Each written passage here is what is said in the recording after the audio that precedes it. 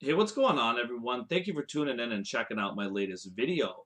Now, today's video is going to be talking about a boxer, in my opinion, who is an excellent talent. And currently, right now, because of the World Boxing Super Series, at 140 pounds, there's certain fighters that everybody is talking about. Guys like Rigas Progress. You got also Josh Taylor. You got Ivan Barchenyak. You got Anthony Yigit, guys like this in a very talented division. Also, Victor Postal is another very talented fighter that has got a lot of claim lately as well. And there's a fighter in this division, though, that I feel that a lot of media members are not talking about who deserves more recognition for his excellent skill set. And that would be Yves Ulysse Jr. out of Montreal, Quebec, Canada.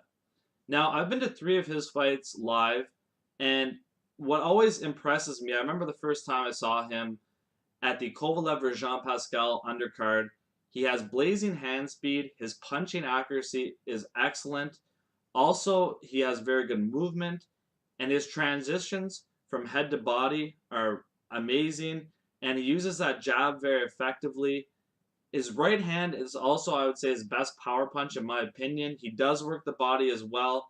And the way he puts his punches together and style wise, he reminds me a lot of Terrence Crawford. That's very high praise, but that's honestly what I feel the type of skills that Yves Ulysse Jr. possesses. And when looking at him as a fighter, he also has a very underrated resume, in my opinion. So let's talk about some of his career step ups so far. So let's first start off when he was fighting veteran Philippines fighter Ricky Suzmundo out of the Philippines. Experienced veteran fighter Yves Ulysse Jr. at that time didn't have near the fights even close to the veteran from the Philippines. However, he outclassed Ricky in that matchup, wasn't competitive, and it was a great win and step up for Yves Ulysse Jr. Then we move on to a fight that I was live at Turning Stone Casino in upstate New York. So Zachary Ochoa was a highly rated Golden Boy prospect. A lot of people had big things for him. He was supposed to go in there and wipe the floor with Yves Ulysse Jr. However, that did not happen whatsoever. Yves Ulysse absolutely demolished him in that fight, and Zachary Ochoa's corner was all had to actually throw in the towel in that matchup because of the beating that he took in that fight. Um, and like I say, Bernard Hopkins, all these guys from Golden Boy were so high on Zachary Ochoa. Yves Ulysse absolutely destroyed him. And that moves on to my next point, guys. Another big showcase fight on HBO when he fought on the David Lemieux versus Billy Joe Saunders card against Cletus Selden. So Cletus Selden, of course, had come off a victory against Roberto Garcia on HBO and looked phenomenal. Now, going up to the fight, once again, it was another thing where we're doubting Yves Ulysse and the skills that he has at his disposal. It was Cletus Selden was the big guy. He was a big power puncher. He was going to be too strong. He was just going to overpower Yves Ulysse. Once again, Yves showed his phenomenal skill set. He boxed brilliantly throughout that fight, knocking down Cletus Selden multiple times. His movement absolutely kept him at bay, and he had no idea how to handle the rhythm that Yves Ulysse was fighting in and how to track him down. Because Yves Ulysse, like I said, he's very fast. He has good defense. He has movement. And Cletus Selden was extremely frustrated, and he got absolutely schooled in that fight. So once again, another display of Yves Ulysse's talent. And when you look at his record, 16-1 with 9 knockouts, you're probably wondering which fighter defeated him, and that would be Steve Claggett from Calgary, also in Canada as well.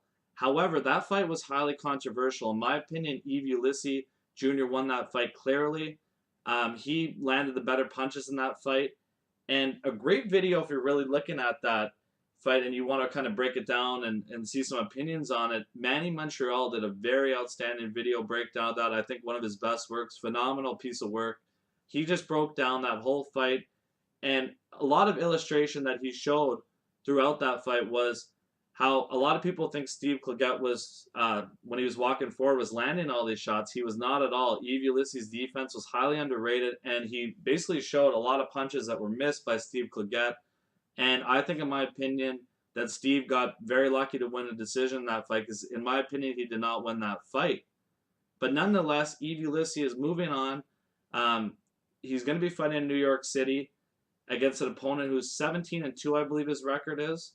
So it's going to be a very good showcase for him on DAZN Sports, very good streaming service. And Yves Ulysse, like I was saying, guys, he's just a fighter that you need to follow because of his skills that he brings to the table. Humble champion. And I'm going to post actually a video, guys, for you guys of him training, just showing off his skill set. And he's a guy, follow him, guys, on his social media. Check him out. He's with a very good promotion company, Eye of the Tiger Management. They have fighters like David Lemieux, Steven Butler, and their Kazakhstan imports are crazy. They put on great shows, top to bottom. I've been to multiple shows, always enjoyed them. So I want to commend all those guys on their great work they do. And check out Yves Ulysse on the Canelo Alvarez versus Rocky Fielding card. Hope you guys enjoyed the video. And check him out. Let me know what you guys think if you're familiar with Yves Ulysse Jr. and who you guys want to see him fight in the future. Thanks very much, guys, for tuning in and checking out the video once again. Thank you.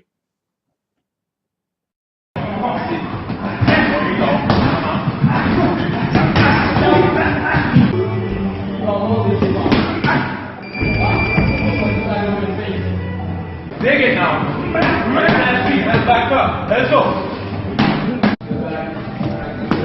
go.